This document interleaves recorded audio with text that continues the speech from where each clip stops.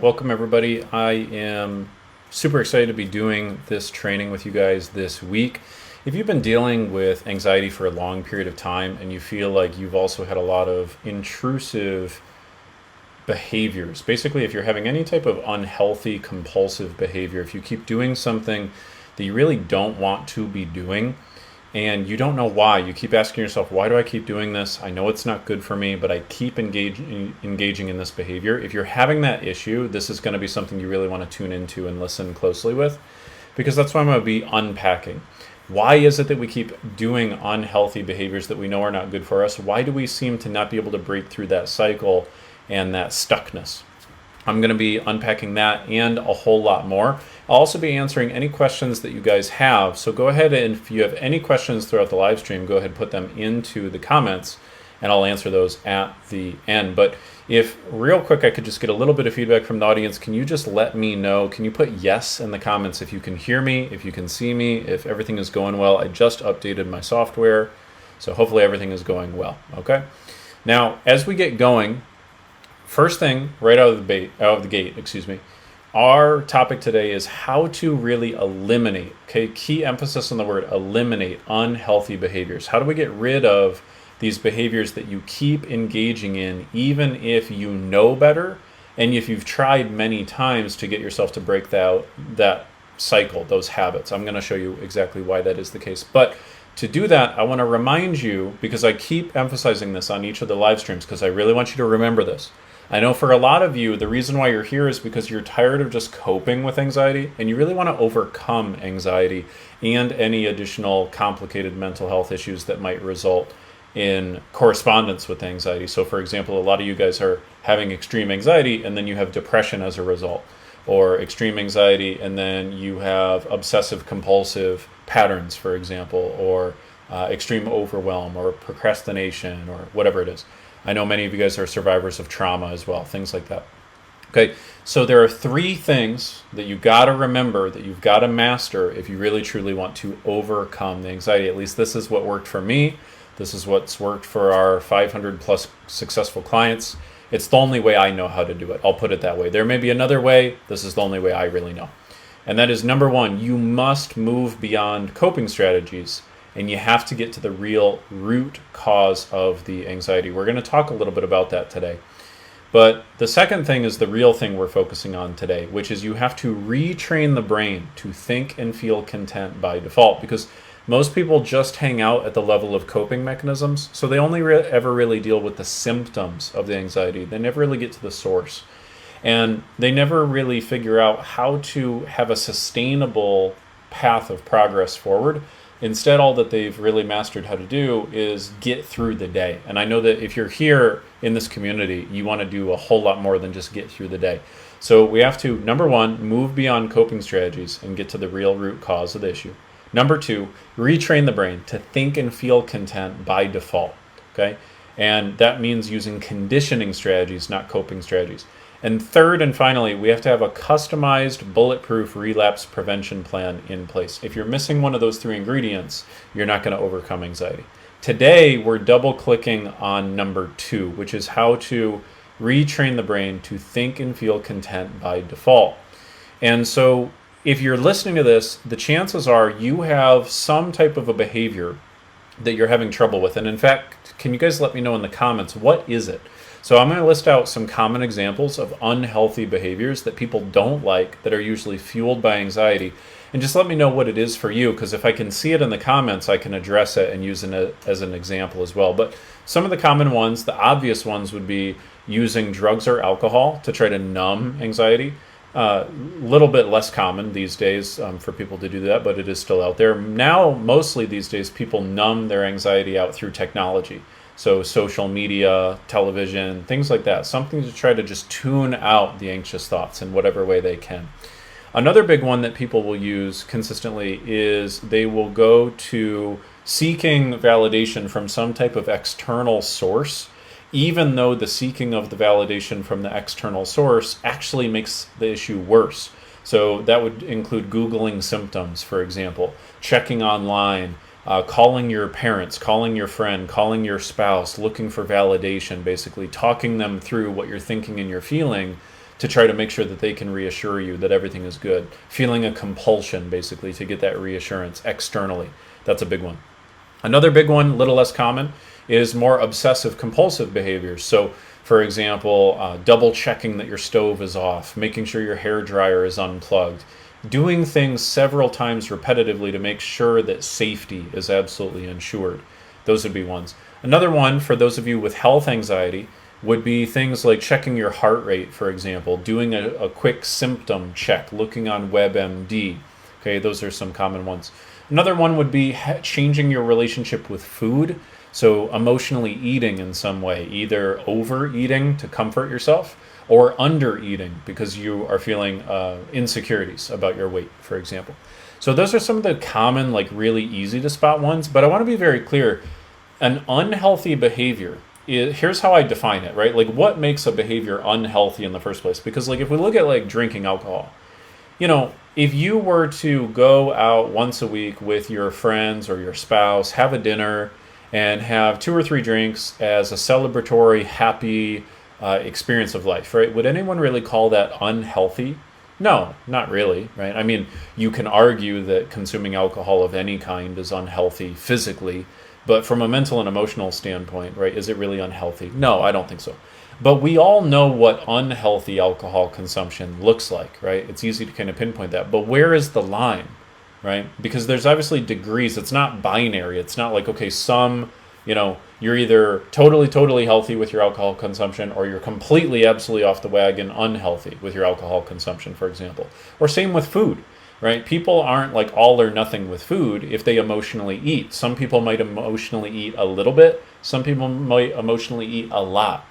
Same thing with social media, right? You're on social media right now. If you're listening to this, is this an unhealthy thing? No, I don't think so, right? Because you're looking to improve your life. But is going on social media just to numb yourself an unhealthy thing? Probably. So here are the kind of 2 ways that I define an unhealthy behavior. And I'm curious if you guys agree. And by the way, let me know in the comments, what is your specific behavior that you're looking for guidance on how to turn around? Because I'll use it as an example today. It'll help me train you better. But here's the first definition, and I would encourage you to write this down and let me know if you agree. I define an unhealthy behavior as this: if it provides you comfort or satisfaction in the short term, but it makes your quality of life worse in the long term. If it gives you comfort or satisfaction in the short term, but it makes your life worse or your mental health worse in the long term. So it might damage your mental health, it might damage your physical health, it might damage your relationships, it might damage your career, it might cost you money. Oh, another one I just totally thought of just off the top of my head is compulsive spending. I actually have a couple clients who are doing that recently, like retail therapy style thing. Okay, so that's a whole other thing, is financial habits can be unhealthy too. And so you can see how this all kind of makes sense, right? Like if we only drink alcohol a couple times a week, is it really making our life worse in the long term? Probably not, right? Not really. It's helping boost our quality of life in the short term, and it's not really detrimenting our quality of life in the long term. Some people have different moral beliefs on this. I personally don't have a problem with people like using marijuana, for example, or things of that nature. But there is a way in which it can be done in an unhealthy way. And I don't think it's that the marijuana itself is unhealthy. It's the degree to which a person uses it and why that person uses it, right? If you're using it as just a simple way to relax, have fun, enjoy the evening, it's probably not that unhealthy for you. If you're using it, though, to ignore your responsibilities, to get through the day, to help you sleep, okay, things of that nature, then it's not really that healthy. It's actually making your life worse in the long term if you're using it for those reasons.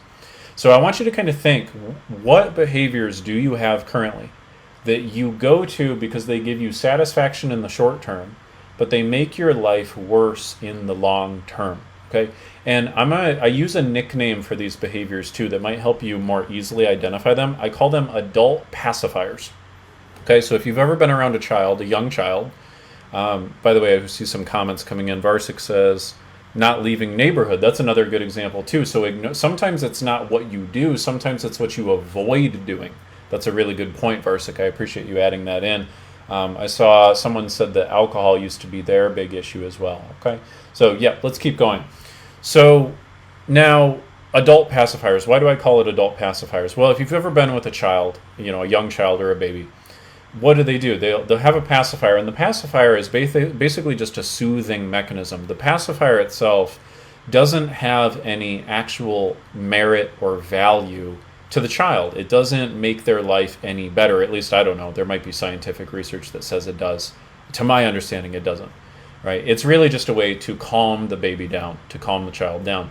And I remember my younger brother, when I was sort of helping raise him. He's several years younger than me, and he had a pacifier for the first couple of years of his life. And there comes a time in a young child's life where having the pacifier is actually harming them, not helping them, because it will start to impact your teeth and all sorts of things like that.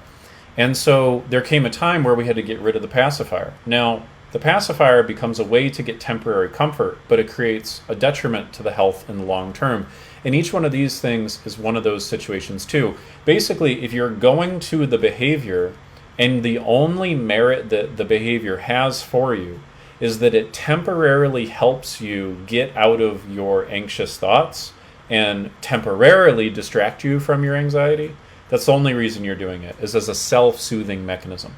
However, a lot of these behaviors perpetuate anxiety because, for example, if I drink alcohol to soothe myself and to numb myself and get myself away from my anxious thoughts, and I wake up the next day, I'm typically going to feel very bad about myself for having drank the night before, right? Like when we use pacifiers, we know it deep, deep down. Do you know what I mean by this, guys? Like when you're watching a television show and you're not really enjoying the television show, you're really just doing it to numb yourself. You know it, right? Part of you knows it because your self-esteem goes down.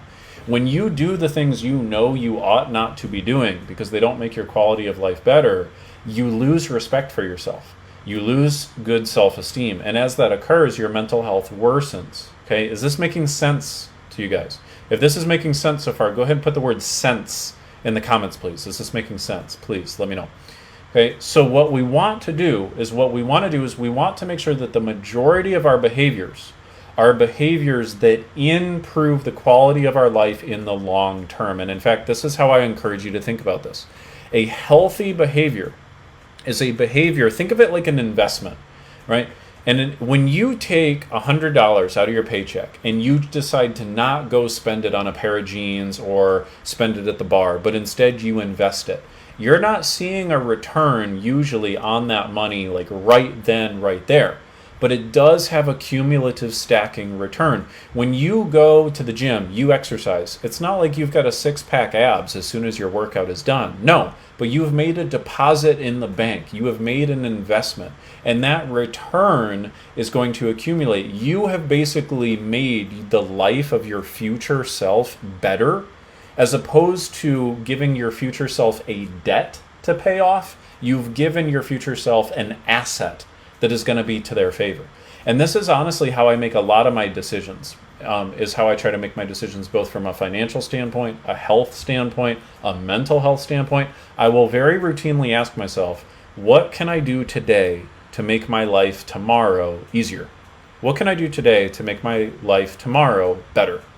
And by using that as basically like a litmus test, it helps me hugely to make more powerful decisions. And let me share with you a quick little story. I'll probably do another video specifically on this, or you may have heard me share this elsewhere, but there's a funny little thing. You can Google this, you can YouTube this. Netflix did a little thing on it, and it's called the marshmallow test. And basically the way it works is you sit a bunch of little kids in a room, and you put a marshmallow in front of the little kid, and you say this. You say, look, this marshmallow is yours. You can eat this marshmallow. And you can eat it whenever you want. You can eat it right now if you want to. But I'm going to leave the room for 10 minutes. And when I come back in the room for 10 minutes, if that marshmallow is still there, I'm going to give you a second marshmallow. And what they have found is they have tested this on kids many, many, many times. And then what they do is they follow those kids throughout their life. And what they found was something really interesting. The kids that had the ability to wait the 10 minutes were far more successful in just about every single indicator and metric that you could possibly think of later on in life than the kids who did not demonstrate the willpower and just ate the marshmallow right then, right there. And why is that? It's because if we look at any one of the areas that matters in your life, your mental health, your relationships, your finances, your physical health, your sense of career and mission in life, okay? Any one of those areas, you end up getting the biggest payoff long term by delaying the activities that give you immediate gratification in the here and the now. Let me say that again. In all of the areas of life that matter most, you get the biggest payoff, meaning the biggest improvement of your quality of life, by delaying the activities that give you the immediate gratification here and now. So, in other words, if you get yourself to go to the gym instead of staying at home and watching TV, you are going to get the ultimate payoff long term by adding more life to your years and more years to your life. If you forego the reckless, unnecessary spending today and you invest your money wisely, then it can accumulate huge percentages, right? The investments that I make, I've earned anywhere between 9 and 15% return on my retirement account, and I started investing when I was 22, right?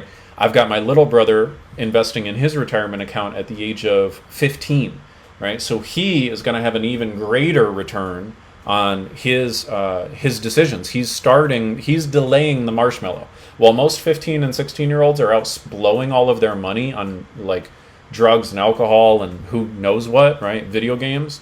He is dedicating 25% of every dollar that he makes from now onward to his future.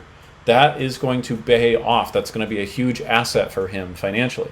Okay? If you use the right mental conditioning routines, if you learn the right conditioning skills and strategies and you start using them right here, right now, you will get the payoff long term of the right mental health you deserve. That's why, like on day one with our clients, we always tell them, start doing these particular strategies every single day. And by day 90, they have already accumulated a return on those investments every single day because they delay eating the marshmallow.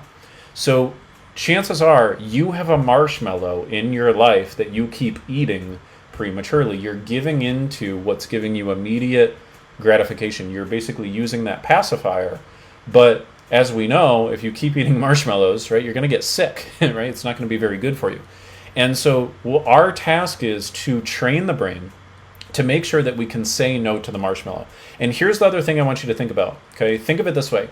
Don't think of it as a binary thing, like do I eat the marshmallow or do I not eat the marshmallow? Because if you think of it that way, you'll end up beating yourself up. You'll end up going, damn, I'm really not good. I do spend recklessly. I do emotionally eat. I do skip my workouts. I do whatever those things are. And if you're not careful, you'll think, man, I just keep eating all these marshmallows. And you'll think of it as a binary thing. You'll think like, oh, well, I'm just losing. And when you think in that attitude, you're going to have even less motivation, even less drive to improve your behaviors. So instead, think of it like this. At least this has helped me and helps our clients, okay? Instead, think of it as a spectrum. So rather than do I eat the marshmallow or do I not eat the marshmallow, think of it more like this. How long can I wait to eat the marshmallow? Okay? Like how hard of a workout can I do? How much can I invest as opposed to spend right here, right now? How much time can I take to invest in my marriage or my romantic relationship as opposed to not doing so, right? I heard a quote recently from someone who said, intimacy is made up of 1,000 tiny little moments and 1,000 tiny little decisions of choosing to connect as opposed to choosing to pull apart. And so if you think about it that way, you're making investments in your relationships every day too, hopefully, right? So think of it in that terms of a spectrum, right? How long do you give yourself to wait on the marshmallow? Because if you think of it in the spectrum, then your job is to shift yourself on that spectrum, to go from being able to delay 5 minutes to being able to delay 10 minutes, right? Going from eating half a gallon of ice cream to soothe yourself to a quart of ice cream, for example, right? Because typically when people try to do the whole binary thing, like, oh, you know what, I haven't worked out in a year, starting tomorrow I'm going to work out every single day for the rest of my life. That doesn't usually go so well because you might work out 3 times that upcoming week, but then your body needs to rest. But then you get down on yourself for resting and you go, see, look at that. I failed. I couldn't even stay consistent. Have you guys ever done this to yourself? Please let me know. Just put a yes in the comments. Have you ever made the concept of mental health or improving your life more binary, and then you feel basically like you're losing even though you might actually be making progress? So we have a mantra with our clients. We call it progress, not perfection. Pursue progress, forget perfection. Okay? If you do that, then life becomes a whole lot easier because you feel like you're stacking win after win after win after win. Okay? Now, believe it or not, that was all just the preface to the actual content I want to share with you guys today. There are 4 big steps to eliminating unhealthy behaviors. So if you guys are still with me, if this is making sense, give me a little feedback in the chat. I'm seeing a bunch of comments come through. So thank you so much for paying attention. Stick with me. I promise you this is going to be worth it. Okay? So here are the 4 big things I want you to understand. If you're taking any notes, which I would recommend, okay, this is not a very complicated concept, but it would be better to have it in writing, okay? What I would like you to label in your notes would be the thought cycle. That's what I want you to write down, the thought cycle, okay? And there are 4 steps of the thought cycle. And I'm going to share this with you. I'm going to share a few stories. I learned this because my career actually got started working with people to overcome alcoholism and drug use. And in particular, working with people who had gone in and out of rehab many, many times. Okay, and they could not figure out how to actually stay clean. And so they hired me because, they had tried therapy, they tried rehab, they tried all this different stuff, and they were trying to figure out, okay, well, how do I actually sustainably stay clean? And that's when I realized that this little process I'm about to explain to you is exactly why they were never able to get rid of their unhealthy behavior. It's because of the thought cycle. Okay, so here's how it works. I'm going to have you write it down first, and then we're going to kind of unpack it, okay? So there's 4 phases. This is what happens. Phase 1, or step 1, whatever you want to call it, is your mind will generate a thought, okay? That's what happens first. There's a thought. And that thought could be just about anything. It could be, if we're talking about emotional eating, it could be like, some ice cream sounds good right now. Or it could be, in a more extreme example, if it's like alcohol, like, gosh, I just need to go get loaded, right? Or it could be even something that's not directly related to the behavior. Like it could be something like, oh my gosh, what is the matter with me? Okay, but there is a thought. Now, studies have found that there are, in the human brain, there's about 80 to 100,000 thoughts a day. Those thoughts come in different shapes and sizes. Some of them are verbal, like us talking to ourselves. Some of them are visual, where we create a picture in our mind. Some of them are more kinesthetic, which is like we feel something in our body. Okay, but there are about 100,000 thoughts that will occur in a day. Your brain has about 100,000 thoughts. The thing, though, however, is that 80 to 90% of those thoughts are the same damn thoughts every single day. Okay, if you guys can relate to this, just go ahead and put yes in the chat, right? Can you relate to this? Like, you end up having anxiety about the same crap every single day. Isn't that true? It's just about the same stuff. Or it may not be like exactly the same, but it's usually the same type of thing. Like, if you are, for example, if you've got social anxiety, you may not encounter the same people every day, but you probably have the same kinds of thoughts every day. Like, oh my gosh, they don't like me. They don't like what I just said. Do they think my outfit sucks? Something like that, right? And so you're having those same types of thoughts. And the way I think about it is, think about it like a pie chart. If you've ever seen those like pie charts that show the different percentages, the different like chunks, they kind of look like a pie, obviously, with different slices. And the slices are different sizes. So you might have, like, let's say 60% of those thoughts that are being allocated to checking to see if you have some type of illness or health issue. And that's why you feel like you have health anxiety. Maybe 25% of those thoughts are worrying about whether people approve of you or not. So you've got basically kind of like social anxiety. You might have 10% of those thoughts worrying about whether you got enough done at home or at work. So you've got kind of like performance anxiety, whatever it is. What we have to do is we have to shift the percentage of thoughts that are anxiety inducing to thoughts that induce the emotional state that you desire. We call it your target state. So if you want to feel like content or happy, we have to make sure that we are training your brain to automatically have thoughts that generate the feelings of feeling content and happy. Which brings us to phase 2. So very first thing, phase 1, is your mind generates a thought. And what I'm trying to help you see is that your mind is going to automatically default to the thoughts that it has trained itself to think. So you have to, this is why we emphasize you have to retrain the brain to automatically think the right types of thoughts. This is exactly why, this cycle. Because phase number 2 is that you have a feeling. Phase 1, you have a thought. Phase 2, you have a feeling. So if I have a thought like, what in the hell is wrong with me? Okay, that's going to immediately generate a particular feeling like disgust, resentment, shame, guilt. Okay, if I have a thought of, ice cream sounds kind of good, that's going to generate a feeling of desire, for example.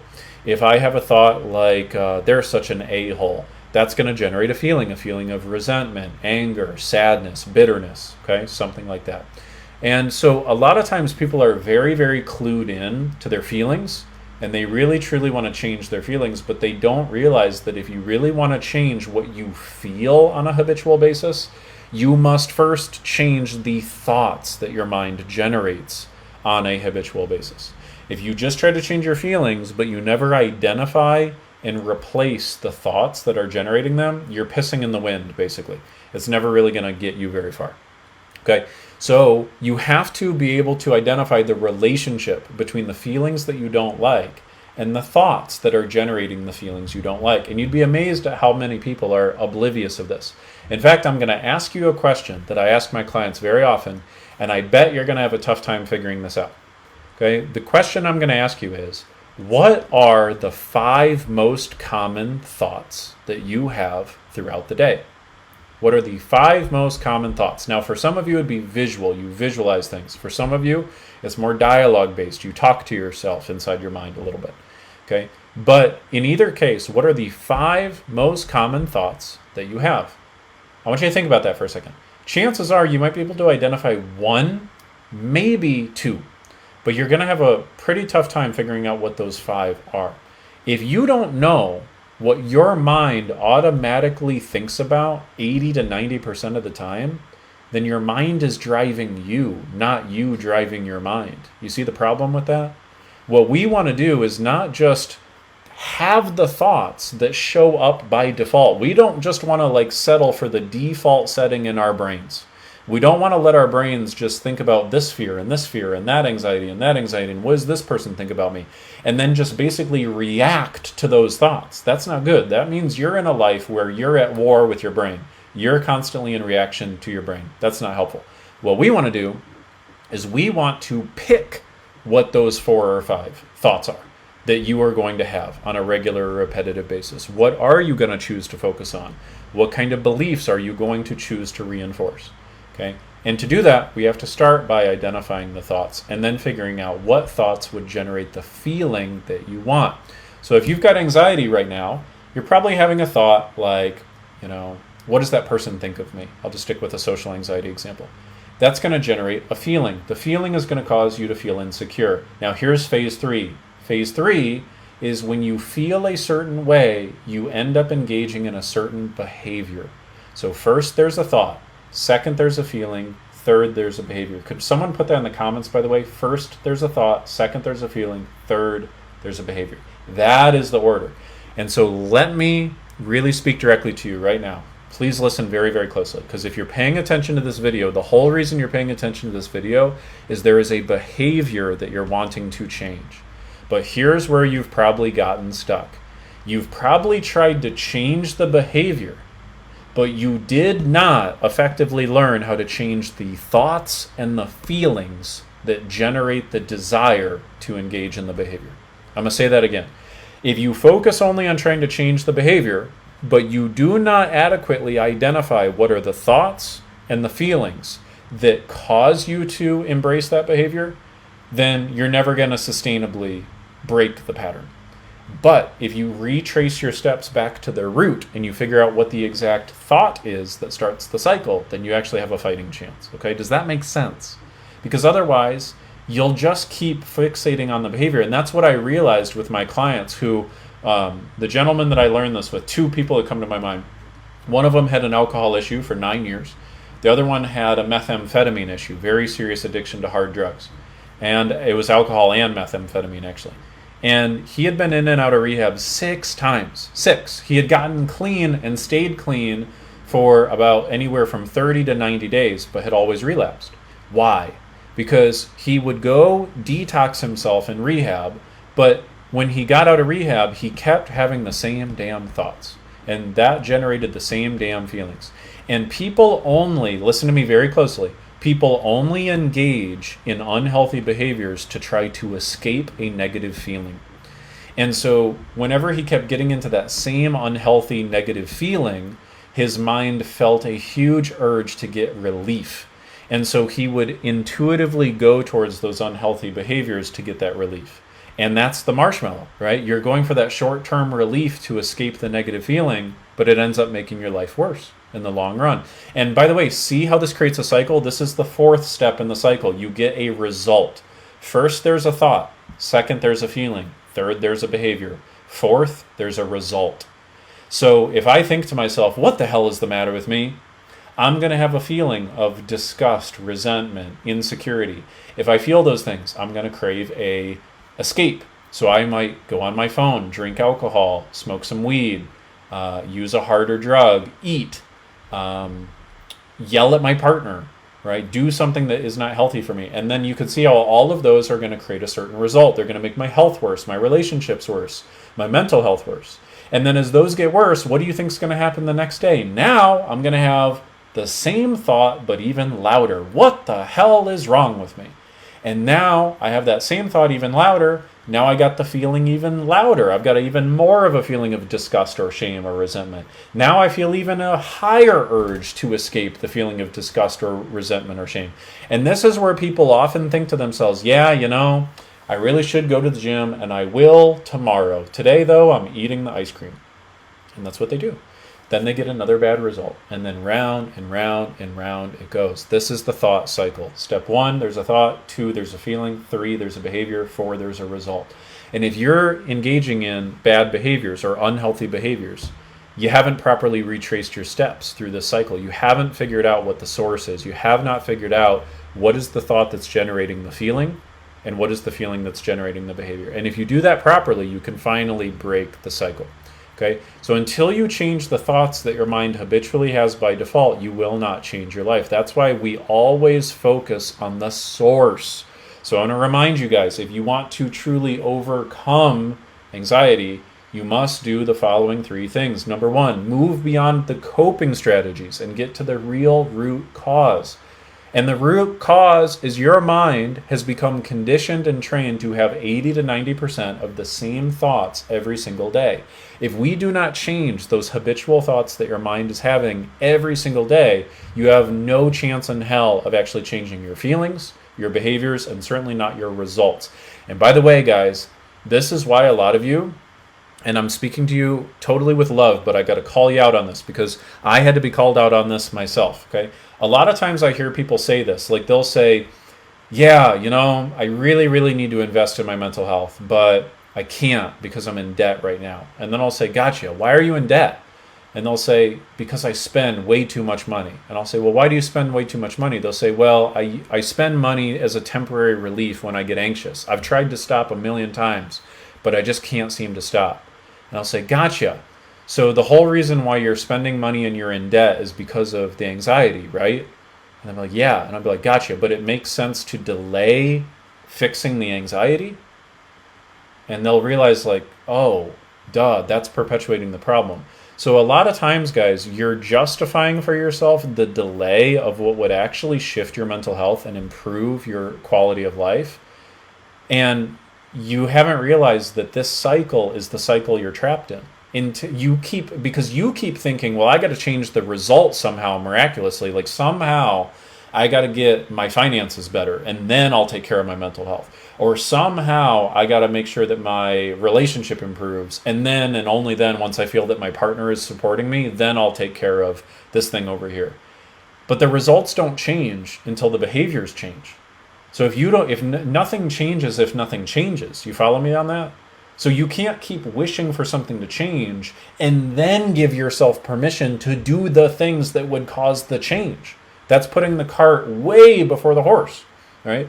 So in order to make a change in the results, you must make a change in the behavior. And if you just fixate on the behavior, like, yeah, I really need to change that behavior. I really need to start applying for jobs, or I really need to start, I need to quit this job and get to that high paying job, or I really need to leave this relationship and get to the next relationship, or I really need to start working out and then I'll feel better. You're not going to change the behavior until you change the feelings that are driving your behavior. Unless you change the thoughts you're experiencing regularly and the feelings you're experiencing regularly, you have no chance in hell in improving your behaviors and therefore your results in any of the areas of your life that matter: your physical health, your finances, your career, your relationships. So you gotta put first things first. You have to recognize that if you truly want to be the one in charge of how you feel, of how you live your life, if you really want to have all of those things that you really want in your life, you have to retrace your steps back to the source. This is why at the very end of my program with my clients, we do this exercise. And basically what I have them do is I have them map out a very clear vision of what they want in their life. And I have them basically describe what would a 10 out of 10 look like in your career and mission, a 10 out of 10 in your relationship, a 10 out of 10 in your finances, a 10 out of 10 in your physical health, a 10 out of 10 in your emotions, the emotions you experience every day. And then for some people, they're spiritual or religious. And so we put that in there if they are that, which I am not necessarily, but some people are. So we map out what is a 10 out of 10 in all of those areas. So we've got a clear vision. We know exactly the results we want, right? Step 4, the results.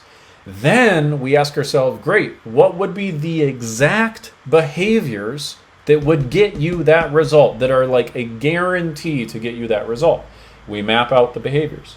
And what we've done, of course, by the 90 days is we've made sure that they're having the right thoughts and the right feelings, so there's nothing in the way for them to go get the life that they want. And that's why this is not like when we work with people, they don't just get rid of anxiety, they change their whole freaking life when they actually do what we tell them to do. Because once you tap into the cycle and you finally figure out how it works, you literally become the one in charge of your brain, and by extension, you become the one in charge of your life, okay? So anyway, hope that really helps you guys. I think we had a question or two. I appreciate you guys providing the context into the chat. Fantastic. And I am not seeing any questions in the chat. I see a lot of good comments, though, so thank you guys. So I guess we'll wrap up for today, but I want to remind you guys, it's about to be June. We did have a couple people graduate our program. We currently have 4 client openings for the month of June left.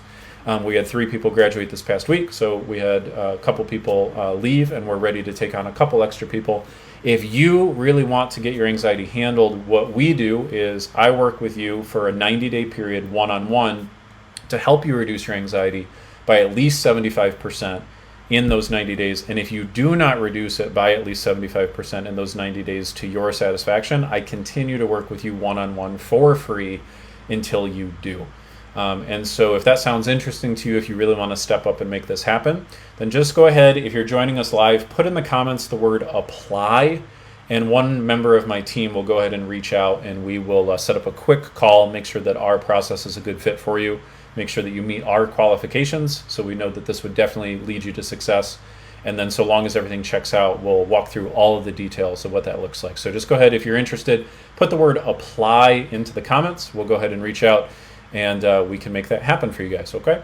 So thanks for joining. I'll be excited to see you next Thursday, 6 p.m. Eastern live, or if you're listening on our podcast, we'll see you on Monday. Take care for now, guys. See ya. Bye.